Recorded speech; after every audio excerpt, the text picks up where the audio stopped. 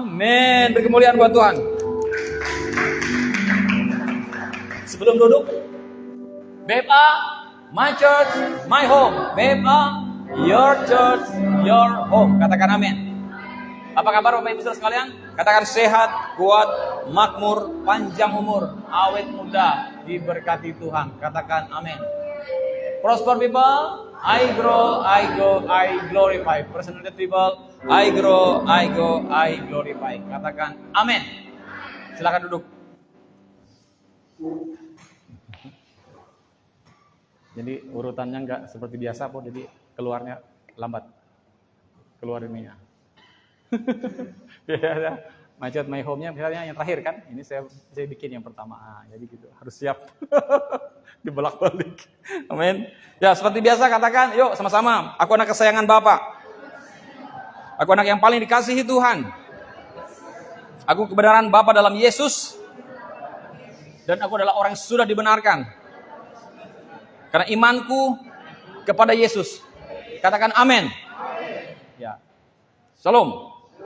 Ya, baik Bapak Ibu Saudara sekalian. Hari ini saya membagikan firman Tuhan. Ya. Terima kasih saudara sudah datang beribadah pada sore hari ini. Ya, engkau adalah orang yang beruntung. Cuma satu orang yang mengamenkan. Engkau adalah orang yang beruntung. Amin. Ya, orang bejo, beruntung. Ya. Nah, jadi Bapak Ibu Saudara sekalian, kenapa saya bilang orang beruntung? Karena kamu mendengar firman Tuhan. Amin. Ya, yang akan mengubah hidupmu. Jadi begini, kalau kita ikut Tuhan, kalau kita mendengar firman Tuhan, kalau kita pergi ke gereja, kita harus punya goal, punya target. Ya, jangan cuma kita pergi ke gereja hanya karena suatu rutinitas sebagai orang Kristen. Tadi saya merenung waktu saya duduk di situ, kita lagi menyembah Tuhan. Ku sadar, Oke. Nah, saya tiba-tiba kayak semacam merenung dalam pikiran saya, dalam hati saya katakan bahwa kalau pergi ke gereja jangan cuma hanya rutinitas, tapi harus ada goal, harus ada target. Maksud saya begini, kalau saudara dengar firman Tuhan, setiap kali saudara dengar firman Tuhan, saudara harus punya target dalam hidupmu. Firman ini mengubah hidup saya atau tidak? Ya. Firman yang saya dengar ini adalah firman yang saya mau firman ini seperti benih yang perumpamaan seorang penabur. Benih itu ditabur di tanah yang baik. Di mana ketika benih itu ditabur di tanah yang baik, benih itu bertumbuh. Bertumbuh. Lama-lama dia akan semakin besar, kemudian dia akan menghasilkan buah, berbunga dulu terlebih dulu, kemudian dia berbuah dan menghasilkan buah dan bisa dinikmati orang. Nah, target goalnya dalam perenungan saya bahwa kita mau dengar firman, apakah kita bertumbuh? Apakah kita berbuah? Kalau kita dengar, misalnya kita yang sudah lama dalam gereja ini, saudara coba cek, apakah engkau berbuah? Apakah engkau bertumbuh? Kita cuma gini, kadang kita cuma mau dengar firman yang ada kayak quote-quote-nya gitu, kayak ada kata-kata hikmat quote-quote, lalu kita suka, kita taruh di status kita, tapi apakah itu hanya sekedar quote atau sesuatu yang memang change your life, changing your life, changing your mind, ya. Nah, jadi seperti itu. Jadi itu jadi perenungan saya. Nah, hari ini saya berbicara tentang grace mindset. Ya. Grace mindset. Pola pikir kasih karunia. Itu grace mindset. Nah, ketika saya bagian tentang grace mindset, saudara harus punya goal target. Saya mau pulang, saya memiliki grace mindset. Saya mau, ya seberapa yang saudara pahami, mungkin saudara tidak bisa 100% tangkap khotbah saya. Mungkin sometimes kadang-kadang saya khotbah ini saudara keingat kerjaanmu, keingat target yang sudah diberikan dalam pekerjaan yang aduh iya ya. Harus ini apalah pokoknya, atau ke distract atau kealih kepada hal-hal yang lain. Tetapi setidaknya Bapak Ibu, saudara harus punya goal seperti yang tadi saya katakan, firman ini sesuatu mengubah hidup saya enggak. Oke. Seperti yang saya sering katakan, saya sendiri diberkati dengan khotbah saya sendiri. Saya dengar khotbah saya sendiri. Dan saya diberkati dengan apa yang saya khotbahkan sendiri. Ya kan? Dan saya bertumbuh dalam firman-firman itu. Nah, hari ini saya membagikan tentang firman tuntunan yang diberikan pada gereja kita, yaitu berjudul Grace Mindset atau pola pikir kasih karunia. Yuk kita lihat ayatnya, Mazmur 91 yang 14. Kita mau berangkat dari ayat ini. Ya. Mazmur 91 ayat 14. Mazmur 91 ini kalau kita baca, yuk kita baca dulu sama-sama. 1, 2, 3. Sungguh hatinya melekat kepadaku, maka aku akan meluputkannya. Aku akan membentenginya, sebab ia mengenal namaku. Sungguh hatinya melekat kepadaku. Maka aku akan meluputkannya, aku akan membentenginya, sebab ia mengenal namaku. Saudara, kalau saudara ingat kita yang hidup dalam zaman COVID, corona, virus corona, ya, corona kan? Ya. Kok Rona ya kan? Ya. Oke, wah ini ayat keren banget. Bahkan saya bisa bikin istilah ya, bahwa ini ayat COVID gitu, ayat Corona. Karena di mana-mana kita semua orang Kristen seluruh Indonesia bahkan seluruh dunia mendeklarasi ayat ini dalam perlindungan Tuhan. Ya coba saudara buka aja di Alkitab saudara, menjauhkan saudara dari penyakit sampar. Ya, coba kita lihat Mazmur 91.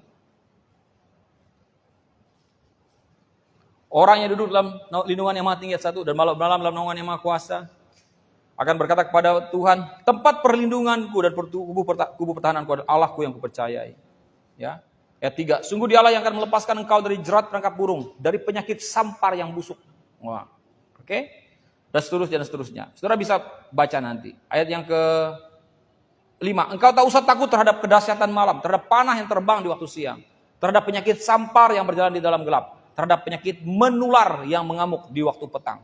Walau 1000 orang rebah di sisimu dan 10.000 sebelah kananmu, tetapi itu tidak akan menimpamu. Dan seterusnya. Oke, itu ayat kita deklarasikan. Bahkan kata-kata itu kita ganti kata ku, ya. Aku. Nah, kemudian di ayat 14-nya, seperti yang tidak kita lihat sini adalah sungguh hatinya melekat kepadaku. Hati apa? Hati orang yang berlindung kepada Tuhan. Karena judulnya adalah dalam perlindungan Tuhan. Dalam lindungan Allah. Nah, orang yang dalam lindungan Allah dikatakan di situ sungguh hatinya melekat kepadaku. Maka aku akan meluputkannya dari apa? Dari segala kedahsyatan, masalah, kesesakan, kehidupan apapun yang tidak baik dalam kehidupanmu. Tuhan katakan dia akan luputkan hidupmu. Terus dia katakan aku akan membentenginya sebab ia mengenal namaku. Nah, di dalam terjemahan IMB-nya, Bapak Ibu, dikatakan, sebab ia mengasihi aku. Jadi kata melekat tadi, di situ dikatakan adalah mengasihi aku. Sebab ia mengasihi aku, maka aku akan membebaskan dia, aku akan menempatkan dia di tempat tinggi, karena ia mengenal namaku. Jadi kata melekat berbicara tentang orang yang mengasihi Tuhan. Saudara tahu, melekat itu sesuatu yang lengket, lekat, lengket, nempel. Bahkan kalau kita perhatikan, ya seringkali kita lihat ada orang yang selalu nempel kemana-mana, ikut aja, ya, kemana-mana pergi gitu, ya, tidak ke situ. Kayak di rumah tadi ada akuarium, ada ikan, satu ikan itu. Ada 2 ikan lagi ngikutin ya, kemana yang ini pergi diikuti terus, kata Diki. Pak ini yang satu ini, yang 2 ini ngikutin yang ini aja terus, kata Diki kan. Iya, setelah karena mereka berduka cita Diki karena temannya 2 mati kan. Jadi mereka berduka cita kan. Ada 5 ikannya jadi 2 mati gara-gara ganti air kemarin, kayaknya orang oksigen. Ya sisa tinggal 3 ikannya. Jadi mungkin yang berduka cita, jadi mereka harus selalu bersama-sama, selalu melekat. Nah, itu sesuai dengan tuntunan firman Tuhan hari ini ya, ikannya ya. Jadi selalu bersama-sama kemana-mana. Selalu nempel bersama-sama. Kayak perangko katanya. Rachel tahu perangko? Tahu? Pernah lihat? Gita tahu perangko? Tahu perangko? Angel tahu perangko? Nggak tahu. Nggak tahu perangko? Ken nggak tahu juga. Nah. Berarti Rachel lebih tua dari kamu, Ken. Iya kan? Betul kata Rachel. Iya kan? Itu perangko itu untuk surat. Sebagai sah tanda surat ini boleh dikirim. Wah, gitu kan. Ya, oke. Nanti kamu lihat punya mama kayaknya banyak perangko di rumah. Masih ada kah? Iya banyak. Tunjukin nanti buat Ken sama Bawi sama Diki. Kayaknya nggak tahu semua ini. Ya generasi perangko. Ya. Nempel kayak perangko katanya. Nempel kayak materai gitu kan. Nah. Oh.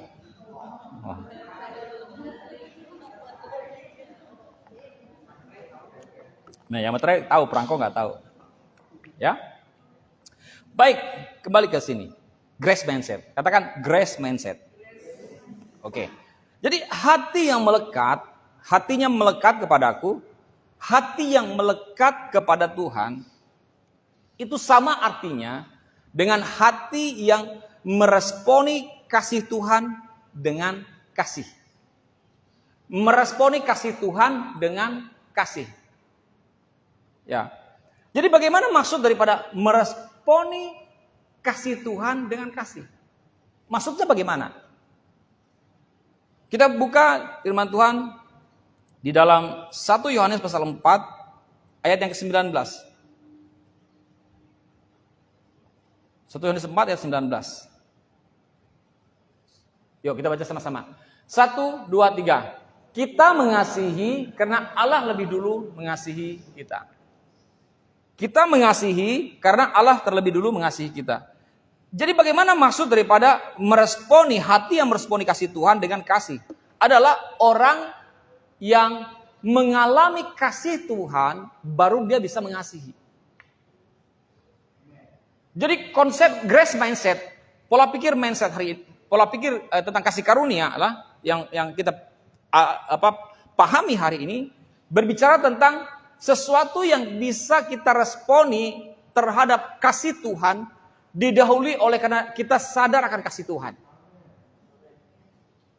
Ya. Orang tidak bisa dengan baik-baik. Engkau tidak akan bisa dan bahkan sulit untuk bisa mengasihi kalau kita tidak merasakan terlebih dulu kasih Tuhan kepada kita. Ya kan? Saudara, kenapa banyak orang bisa mengasihi, kenapa ada orang yang tidak mengasihi? Kenapa orang yang bisa mengasihi? Saya boleh mengatakan saya memiliki hati kasih yang luas, ya, yang besar dalam diri saya, mengasihi orang, ya bahkan bagaimana saya mengasihi musuh, mengasihi orang yang jahat dengan saya. Karena bagi saya kalau saya bisa mengasihi orang, itu suatu keistimewaan bagi saya. Bagi saya menang. Saya sudah berkali-kali mengajarkan hal ini. Kalau engkau bisa mengasihi orang yang jahat dengan kamu, berarti kamu menang. Tetapi jika engkau membalas orang yang jahat dengan kamu, berarti kelakuanmu sama dengan dia. Ya kan? Betul apa tidak? Kalau dia jahat sama kamu, kamu balas juga dengan jahat sama dia, kamu balas dendam, berarti kelakuanmu sama dengan dia. Tetapi kalau dia jahat dengan kamu, kamu balas dengan kasih, berarti kamu menang. Dan hal itu bisa kita lakukan, terjadi semata-mata jikalau kita mengalami kasih Tuhan. Jikalau kita menyadari bahwa ada kasih yang begitu luas, begitu besar dalam diri kita. Sehingga firman Tuhan mengatakan, kasihlah semua manusia, kasihlah Tuhan Allahmu dengan segenap hatimu. Itu akan menjadi hal yang begitu mudah engkau melakukannya. Jikalau kita memiliki mindset kasih Allah dalam diri kita, begitu besar dalam diri kita. Jikalau kita bisa merasakan kasih Tuhan. Beberapa minggu yang lalu saya mengajak saudara untuk berdoa. Belajar untuk berdoa selalu. Bagaimana doanya? Tuhan atau Bapa, wahyukan aku betapa engkau mengasihi aku. Jadi saudara, Bapak Ibu, saya mau deklarasikan. Saya mau sampaikan kembali kepada saudara hari ini. Mengingatkan saudara, come on, setiap hari pray, doa selalu, setiap hari. Apa yang kau doakan? Berdoa minta supaya Bapa mewahyukan tentang betapa dia mengasihi kamu. Wahyukan itu berbicara tentang, itu terbuka, pikiranmu mengerti, memahami tentang kasih, mulai mengalami kasih demi kasih. Bahkan cara itu terjadi Bisa saja diperhadapkan sesuatu dalam kehidupanmu, sesuatu yang kayaknya menarik hasrat, bukan hasrat, menarik emosimu untuk ingin marah dan membalas. Tapi justru itulah kasih itu harus dibuktikan ketika itu diperhadapkan. Seringkali kita mengatakan, seringkali kita dengar kata-kata hikmat orang mengatakan, kita berdoa, Tuhan, berikan aku kekuatan misalnya, ya kan? Berikan aku kekuatan. Nah, kalau kita mau berikan kekuatan, atau misalnya kita katakan, Tuhan, aku adalah lebih dari pemenang, misalnya. Jadi kalau kita mengatakan minta kekuatan, minta lebih daripada pemenang, tapi tidak ada sesuatu yang diperhadapkan kepada saudara untuk engkau menjadi pemenang, kan bagaimana itu bisa terjadi? Ya, kalau kita lebih dari pemenang, berarti akan ada sesuatu peperangan yang engkau hadapi, alami, supaya engkau bisa menang. Akan ada sesuatu hal yang menarik engkau supaya menjadi lemah, tetapi engkau menjadi kuat. Kita berdoa untuk minta, Tuhan, aku berdoa agar aku menjadi orang yang sabar. Ya, saudara akan diperhadapkan sesuatu, bukan Tuhan memperhadapkan sesuatu seperti itu, tapi itulah yang terjadi, itulah proses kehidupan yang terjadi. Kamu diperhadapkan dengan sesuatu yang mungkin menunggu terlalu lama, yang jengkel, kesal. Dan kita harus sabar menantikan itu. Banyak hal terjadi. Amin. Nah, sama dengan hal ini tentang kasih Tuhan. Kita berdoa, Tuhan wahyukan saya tentang betapa engkau mengasihi aku. Ya bisa saja terjadi seperti apa yang saya katakan, bisa juga tidak terjadi seperti itu dengan cara yang lain yang Tuhan juga bisa wahyukan. Bagaimana engkau bisa mengalami kasih Tuhan dalam pujian penyembahanmu, dalam doamu, dalam perenunganmu, di mana Tuhan melawat engkau dengan kasih-Nya begitu besar. Saya beberapa waktu yang lalu, saya mengalami itu. Saya lagi saya di kamar mandi, lagi duduk, begitu. Tiba-tiba roh Allah memenuhi saya. Tuhan menyingkapkan saya tentang kasih yang begitu besar. Dan saya menangis. Dan saya mengalami betapa Tuhan mengasihi saya. Amin. Nah, seperti itu. Kemudian kata melekat dalam bahasa Ibraninya yaitu kausyak. Ya. Kausyak. Yang artinya apa? Terpikat, terikat, merindukan. Artinya mencintai. Itu arti melekat. Ya. Dan melekat itu juga berbicara tentang suatu keadaan di mana menumpukan kasih pada Tuhan. Kita meletakkan, menumpukan segala kasih kita kepada Tuhan. Itu arti kata melekat. Hanya Tuhan saja. Hanya Tuhan saja. Kita bisa hidup melekat, kuat di dalam kasih Tuhan. Saya dalam beberapa belakangan ini, saya semakin mengerti kenapa Tuhan pilih saya menjadi gembala. Kenapa Tuhan pilih saya menjadi seorang pendeta. Kenapa Tuhan panggil saya menjadi seorang pendeta yang disebut dengan pendeta kejadian. Tiba-tiba jadi pendeta. Oke? Saya tahu, Tuhan mengajar saya, memberitahu saya. Karena apa? Karena saya itu memandang Tuhan, itu mengalami kasih Tuhan itu sesuatu yang begitu spesial. Tadi pagi saya juga sampaikan hal ini. Saya juga sudah sampaikan kepada saudara. Tapi nggak apa-apa, saya sampaikan lagi kepada saudara. Mungkin saudara tidak pernah dengar kesaksian bagaimana saya bertobat. Saya bertobat usia saya 17 tahun. Kelas 3 SMA. Dan latar belakang saya the good boy. Anak baik. Ya, kayak Doni gitulah, Doni Wandira. Sama aja. Kurang lebih. Ya kan, anak baik kan? Baik-baik aja kan? Waktu SMA. Nah. Pernah nggak ngerokok? Berarti masih baik saya berarti. SMP, berarti saya benar-benar enggak Bapak Ibu. Saya hanya pernah mencoba untuk merokok. Mungkin 1-2 kali isap dan saya buang rokoknya. Saya mencoba, apa enaknya sih ngerokok? Saya coba. Nggak ada enaknya. Buang, nggak jadi. Good boy. Ya, saya nggak sentuh hal-hal yang pornografi, saya nggak sentuh hal-hal yang narkoba. Dulu nggak ada sabu, dulu mungkin ada koplo ya. Ya, saya nggak sentuh cara hidup berpacaran, free sex atau apa, nggak ada. Pokoknya saya anak baik-baik, sangat baik. Kerjaan saya setiap minggu kemana? Ke gereja. Kami suka nyanyi pada vokal grup ke gereja-gereja.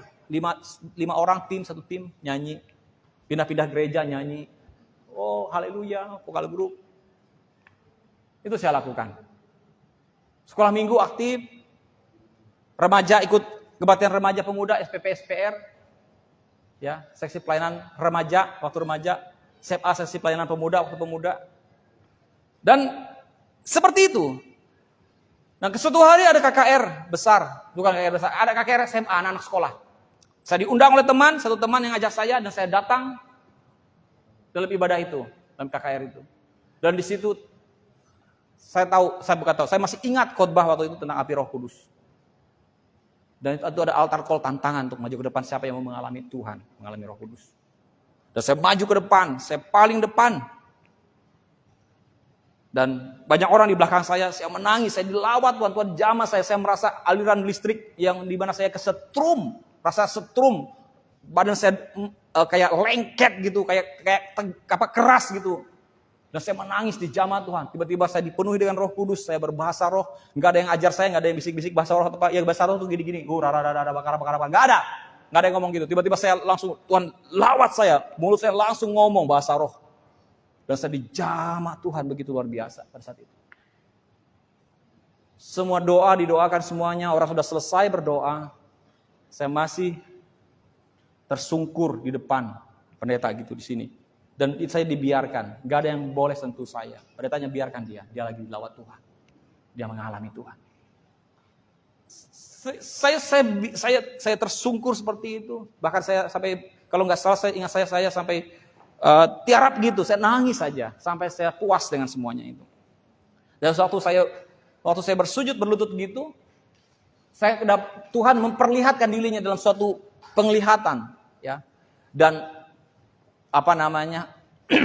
dia mati di kayu salib. Dia tergantung, bukan mati, dia hanging on the cross, dia tergantung di kayu salib. Dan Tuhan semacam kayak dia lihat saya dan dia ngomong sama saya, Anto, saya mati buat kamu. Hanya kalimat itu yang membuat saya menjadi seorang yang sangat mengasihi Tuhan. Makanya kalimat itu betul-betul kalimat yang betul-betul menghancurkan semua dalam diri saya. Untuk saya mengasihi Tuhan lebih lagi. Mendobrak seluruh hasrat keinginan saya. Untuk Tuhan, saya mau sungguh-sungguh, saya mau mengasihi Engkau, saya mau mengalami Tuhan. Dan itulah perjalanan pertama saya mengasihi Tuhan. Maksudnya begini Bapak Ibu. Kalau seseorang nakal, seseorang bekas bandit, penjahat, ya perampok, atau mantan daripada orang yang sebelumnya dia bukan oten. Ya. Oke. Soal oten atau oten Dini tahu? Nah, enggak tahu Dini. Aduh. Oten itu sekarang istilah baru orang Kristen. Oten. Ada umis kan? Nonis, ada istilah nonis, ada umis, ada oten sekarang. Nah, oke. Oten itu orang Kristen. Kalau misalnya dia bukan orang Kristen, ya, lalu dia masuk Kristen, kesaksiannya luar biasa kan? Dia punya pengalaman masa lalu, bagaimana begini saya dulu. Kita tuh kayak tertarik mendengarnya. Kalau dia mengasihi Tuhan sungguh-sungguh tuh wajar karena dia penjahat. Betul apa tidak? Kalau dia tuh sungguh-sungguh cinta Tuhan, oke, kemudian dia tatoan gitu, bekas preman. Ya kan? Preman itu berasal dari bahasa Inggris yang artinya free man. Manusia bebas, ya kan? Jadi, saya kasih tahu saudara, preman itu berasal dari bahasa Inggris. Free man. Di bahasa Indonesia jadi preman. Nah, gitu. Artinya manusia bebas. Ya, preman kan gitu, manusia bebas. Suka-suka saya. Gitu ya. Oke? Kalau preman, bertobat, wajar aja. Dia menjadi orang yang mengasihi Tuhan karena memang dia jahat. Ya kalau dia rasa bahwa dia berasa dia lebih jahat kayak perumpamaan itu ya, yang merasa bahwa dia mengalami kasih lebih banyak, maka wajar dia berbuat kasih. Karena dia merasa begitu jahat sekali, kemudian dia menerima kasih, wajar dia melakukan kasih lebih banyak.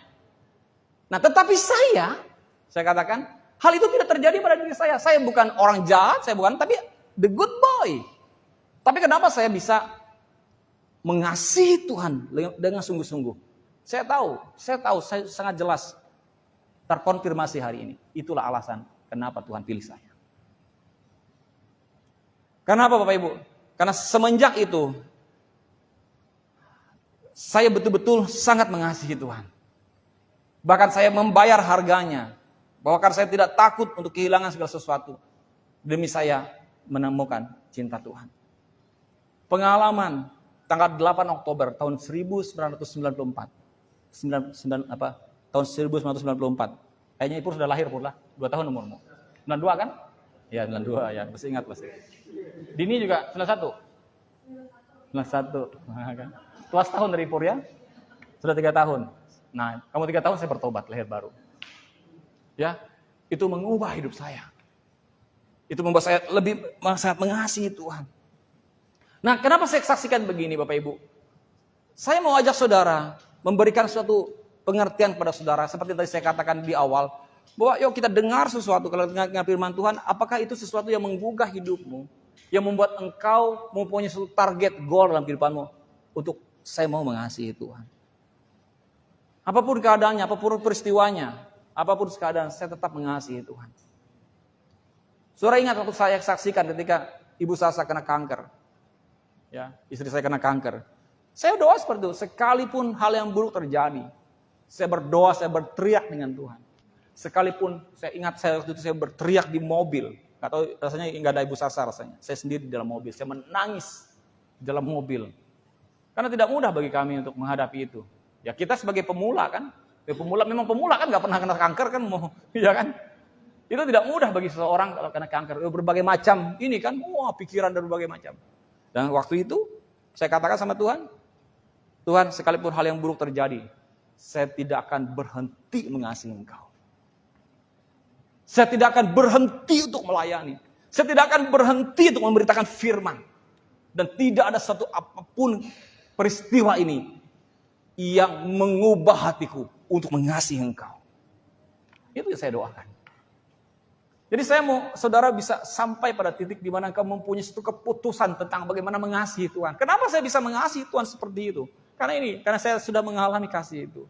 Kita mengasihi karena Allah lebih dulu mengasihi kita. Saya menyadari bahwa betapa Tuhan love me, mengasihi saya.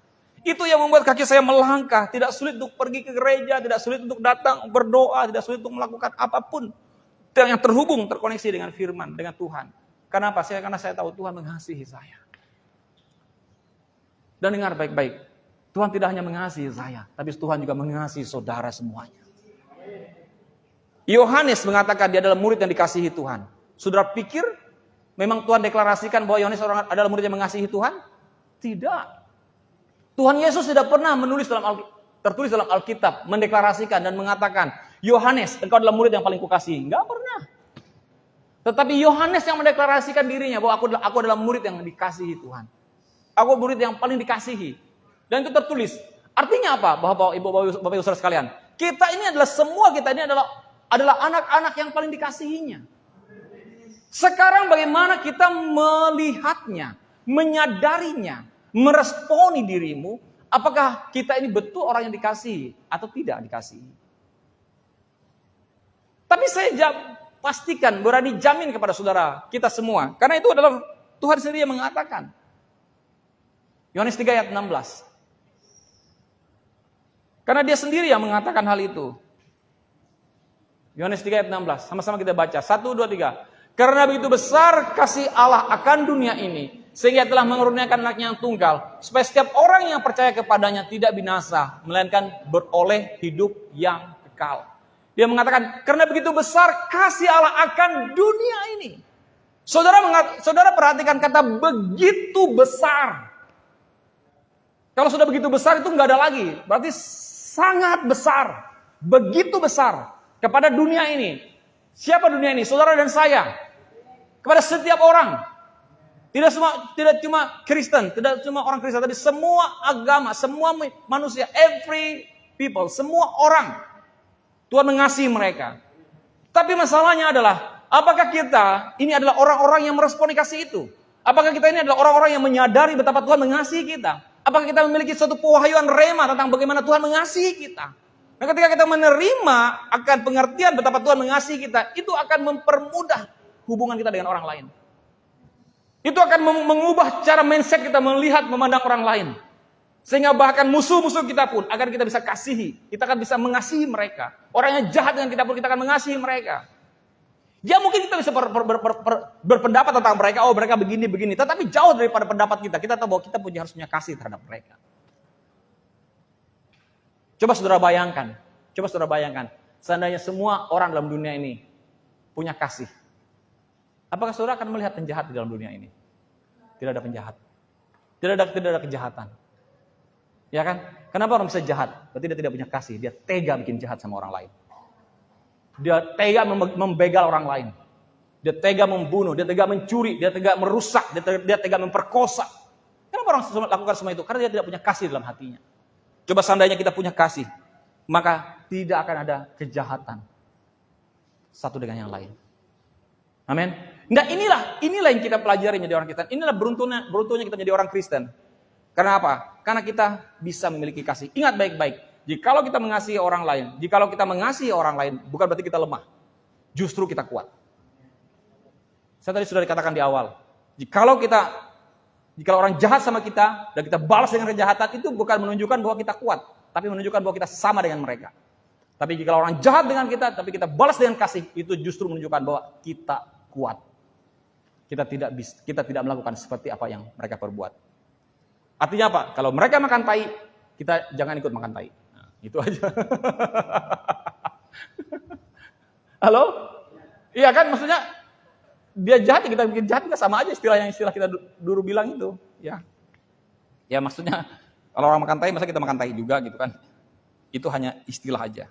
Oke? Nah kemudian dalam 1 Yohanes 4 ayat 16, 1 Yohanes pasal 4 ayat yang ke-16. Kita telah mengenal dan telah percaya akan kasih Allah kepada kita. Oke? Sama-sama baca, lanjutnya 1, 2, 3. Allah adalah kasih.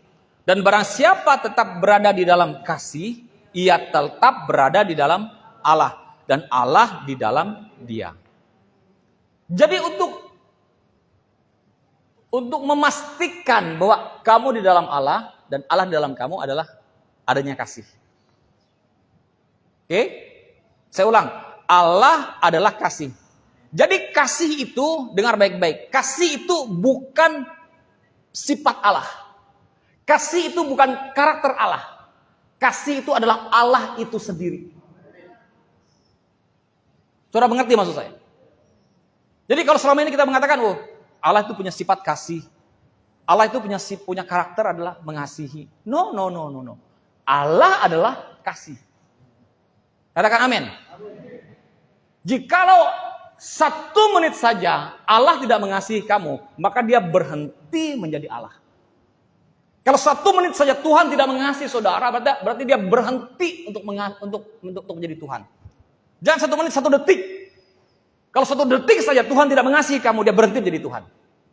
Kenapa? Karena kasih itu bukan sifatnya. Kasih itu bukan karakternya, tapi kasih itu adalah dia itu sendiri. Amin. Jadi makanya firman Tuhan mengatakan Allah adalah kasih, dan barang siapa tetap berada di dalam kasih. Jika saudara hidup dalam kasih, mengasihi, itu justru menunjukkan kepada saudara bahwa engkau adalah orang yang berada di dalam Allah. Engkau tinggal dalam Allah, dan Allah itu ada dalam hidupmu, dalam dirimu. Nah, ini yang saya mau ajak saudara untuk mengerti, seperti inilah hidup dalam grace mindset. Memiliki pengertian bahwa kita ini adalah orang yang hidup under grace, di bawah kasih karunia. Dan ingat baik-baik, ketika saya berbicara tentang kasih karunia, itu sesuatu yang terjadi seperti Yohanes 4 ayat 19 tadi, bahwa kita bisa mengasihi karena Allah dulu mengasihi kita. Berarti ada kasih Allah, under grace, ada kasih di mana kau hidup di bawah kasih Tuhan, itu yang membuat kita bisa mengasihi. Katakan amin. Amin. Jadi Bapak Ibu Saudara sekalian, kita bisa melihat bagaimana orang yang hidup dalam kasih Tuhan. Kita mau lihat dalam Mazmur 127 ayat 2. Ayat 1, 127 ayat 1.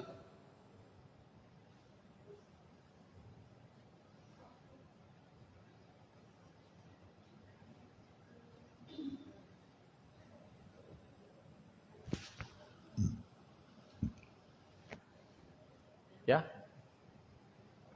Nyanyi kata Ibu.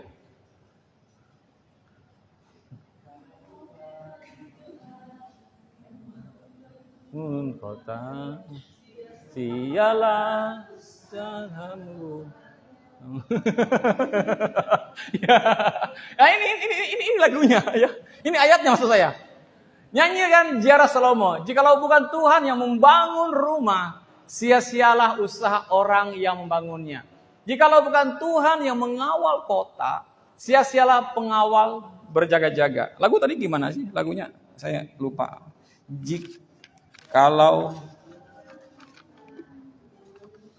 tuan rumah, sia-sialah orang membangunnya. Oke, jikalau bukan Tuhan yang menjaga hidupku, sia-sialah usahaku tanpa seizin Tuhan. Oke.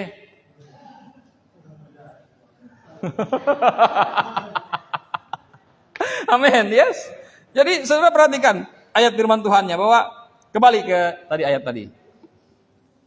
Ya. Oke. Sia-sialah mana tadi? Sia-sialah kamu bangun pagi-pagi dan duduk-duduk sampai jauh malam. Ayat yang kedua. Ayat 2. Sia-sialah kamu bangun pagi-pagi dan duduk-duduk sampai jauh malam. Dan makan roti ya, yang diperoleh dengan susah payah, sebab yang memberikannya kepada yang dicintainya pada waktu tidur. Ya, jadi banyak-banyak tidur aja ya. Tuhan berikan di waktu tidur. Ya. Oke.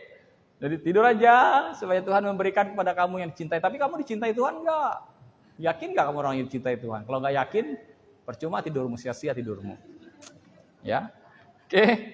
Oke, ayatnya itu bukan begitu maksudnya, ya. Saudara pasti tahu. Maksudnya itu begini.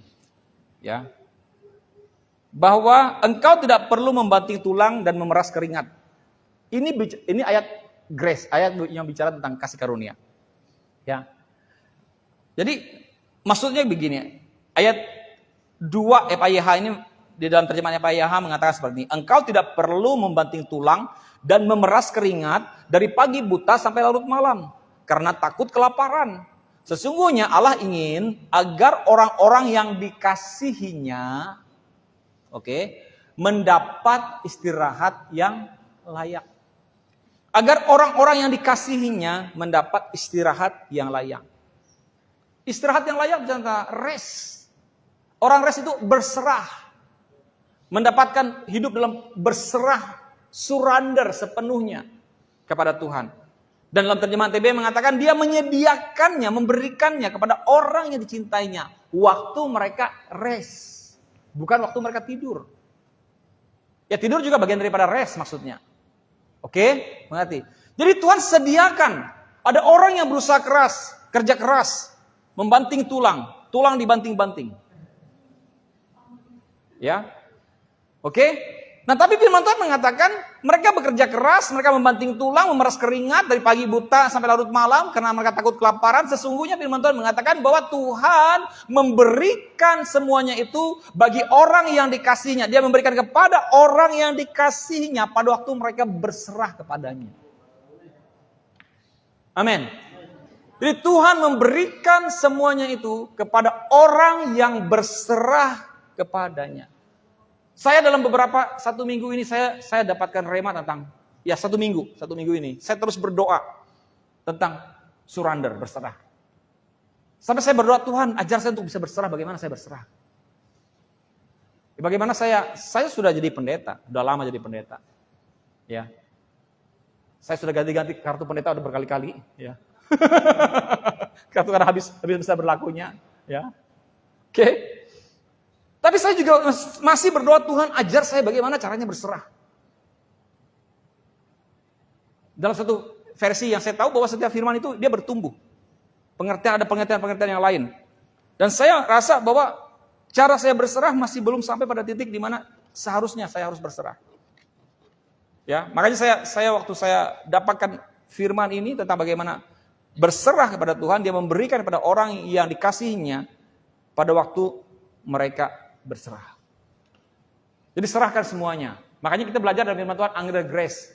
Katakan, deklarasikan, kata Pak Agung, kata gembala kita, bahwa kesehatan saya under grace. Ya, yang berdoa untuk jabatanmu under grace. Amin. Pekerjaanmu under grace, anak-anakmu under grace. Kita deklarasikan, itu caranya kita berserah. Semuanya Tuhan under grace. Gereja ini under grace. Pelayanan saya under grace. Pelayanan kami under grace. Keuangan kami under grace. Semuanya di bawah kasih karunia. Di dalam kasih karunia Tuhan. Kita berserah, surrender sepenuhnya kepada Tuhan. Katakan amin. Nah, grace mindset artinya apa? Artinya adalah orang yang sadar hidupnya di bawah kasih karunia. Oke, amin. Jadi grace mindset adalah orang yang menyadari bahwa hidupnya di bawah kasih karunia. Kita bisa melihat Salomo, orang yang berani meminta hikmat. Hana, orang yang berani meminta anak. Yabes, orang yang berani berseru kepada Tuhan sebagai Tuhan kepada Tuhan pemegang ikat janji. Dan Ruth adalah orang yang berani meminta perlindungan kepada Boas. Kenapa orang ini bisa berani datang ke Tuhan dan meminta? Karena mereka tahu mereka dikasihi. Kalau saudara tidak tahu bahwa engkau dikasihi, engkau akan takut datang kepada orang itu. Betul? Betul nggak? Ya kalau orang itu jahat sama kita, saudara mau datang sama dia. Saudara yakin kamu dikasih. Tapi kalau kita tahu orang tua kita mengasihi kita, atau teman kita mengasihi kita, atau pimpinan kita mengasihi kita, pasti kita nggak sungkan. Malah kadang-kadang teman-teman suruh, kamu aja, kamu kan kayaknya tuh akrab sama dia. Betul apa tidak? Pernah nggak kamu ngalamin gitu? Saya pernah ngalami, sering. Teman-teman saya, cucu-cucu saya, kamu aja. Kamu kan kayaknya ini, kamu kan kayak ini.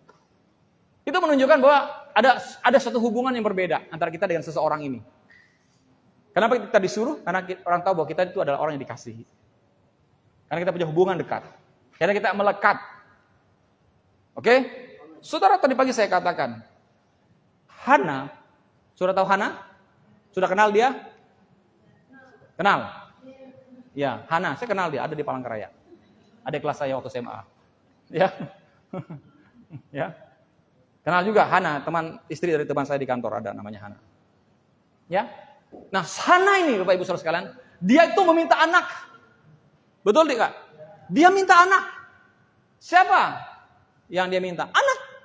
Dia minta kepada siapa? Pada Imam Eli. Dia minta kepada Tuhan melalui Imam Eli. Dia berdoa di bait suci. Imam Eli mengatakan dia supaya kayak orang gila. Tapi saudara lihat, kenapa dia begitu menggebu-gebu? Kenapa dia bisa berani datang dan menangis? Dia berseru kepada Tuhan.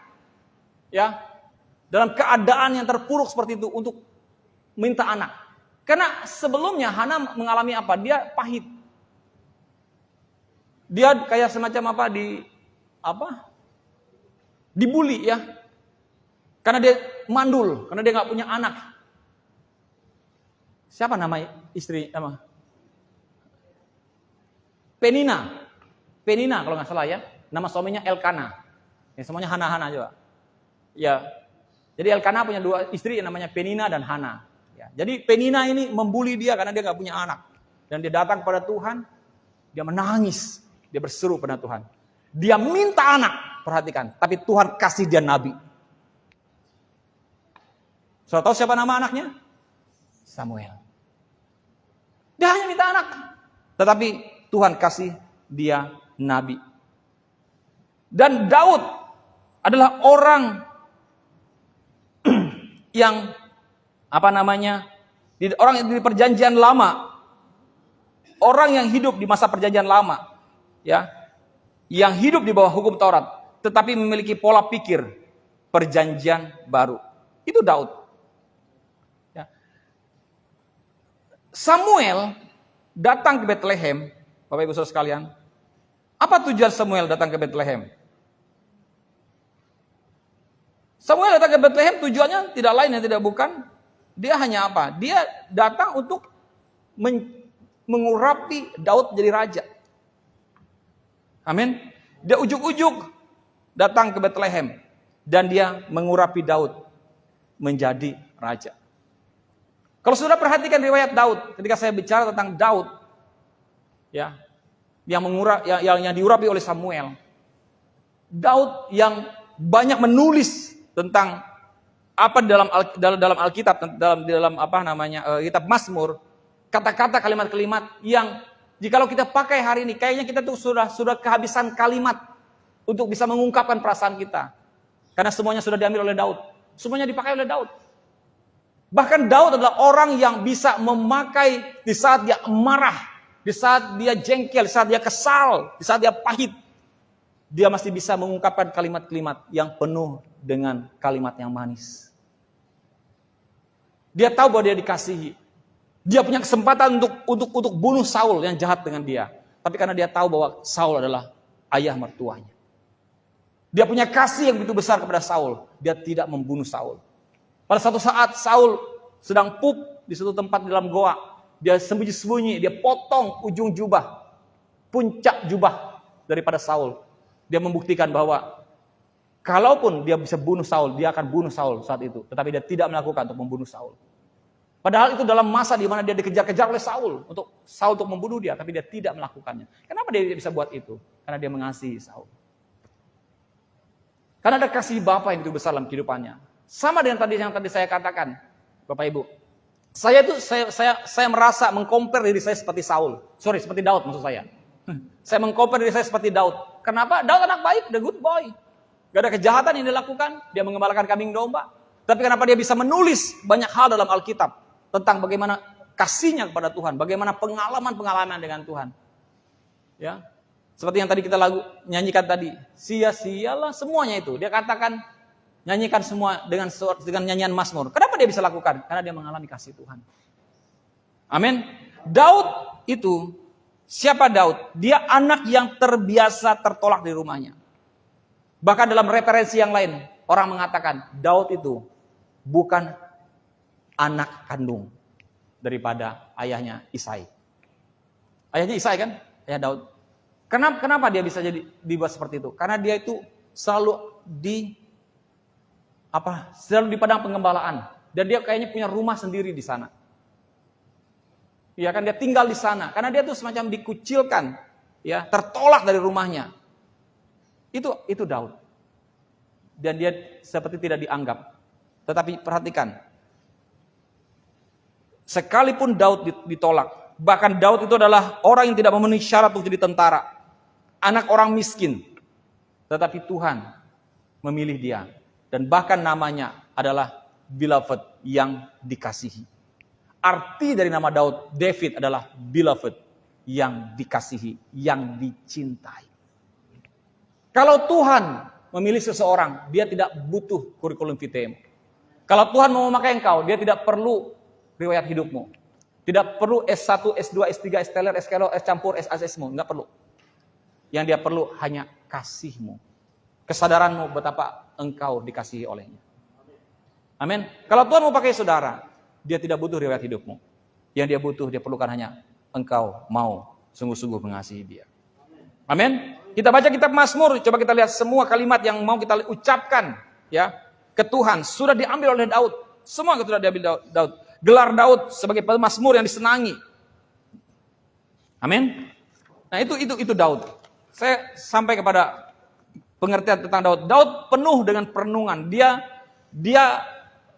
orang yang kaya dengan perenungan. Sedangkan kita miskin dengan perenungan. Semua kata-kata pujian, semua kata-kata penyembahan, semua sudah diambil oleh Daud. Oke? Bahkan dalam amarah pun, dalam kegetiran pun, Bapak Ibu, Daud bisa ungkapkan dengan kalimat-kalimat yang manis.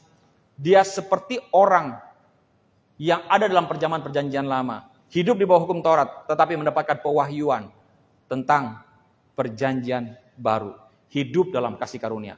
Hanya Daud yang mengungkapkan bahwa Tuhan itu adalah Bapa. Kita bisa lihat ayatnya.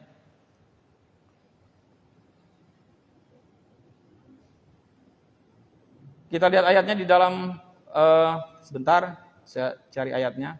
Mazmur 89 ayat 26. Kita buka satu ayat ini saja. Ada beberapa ayat.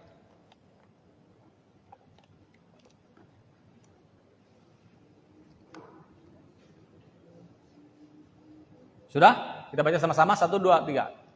Dia pun akan berseru kepadaku, Bapakku engkau, Allahku dan gunung batu keselamatanku. Dia pun akan berseru kepadaku, Bapakku engkau, Allahku dan batu keselamatanku. Oke, nggak apa-apa, kita buka lagi ayat yang lain. 103 ayat 13. Mazmur 103 ayat 13. Seperti Bapa sayang anaknya. Ya. Seperti Bapa sayang kepada anak-anaknya, demikian Tuhan sayang kepada orang-orang yang takut akan Dia. Jadi dia menggambarkan Tuhan itu seperti Bapa yang menyayangi anaknya. Jadi ini Bapak Ibu, saya mau sampaikan kepada saudara, Daud adalah orang yang ada dalam perjanjian lama, hidup di bawah kendali, hidup di bawah kuasa hukum Taurat, tetapi mendapatkan pewahyuan perjanjian baru tentang kasih karunia. Oke, amin. Dan bahkan seperti tadi saya sampaikan, coba saudara bayangkan, Tuhan mengirim seorang nabi ke Bethlehem untuk memanggil Daud, mengurapi Daud menjadi raja. Halo, amin. Karena apa? Karena Daud orang yang spesial, yang memiliki kasih yang begitu besar. Bapak Ibu saudara sekalian, ada 3 dalam Alkitab. Ada 3 dalam Alkitab orang yang memiliki predikat, ya, predikat berkenan di hati Tuhan. Yang pertama, Henokh. Kenapa Henokh? Sebagai orang yang punya predikat, Tuhan mengatakan Henokh, because Henokh walk with God. Karena Henokh berjalan bersama dengan Tuhan. Daud juga dalam ayat referensi yang lain, saudara bisa nanti, saudara bisa buka, kita bisa temukan bahwa Daud adalah orang yang berkenan di hati Allah. Dan yang ketiga, siapa yang berkenan di hati Tuhan? Yesus Kristus. Inilah anakku yang kukasihi, kepadanya lah aku berkenan. Saudara bayangkan, hanya 3 orang, bahkan Daud, orang yang jatuh, yang sering kali jatuh, dan dia juga terus bangkit berdiri. Amin. Amin. Tuhan Yesus memberkati.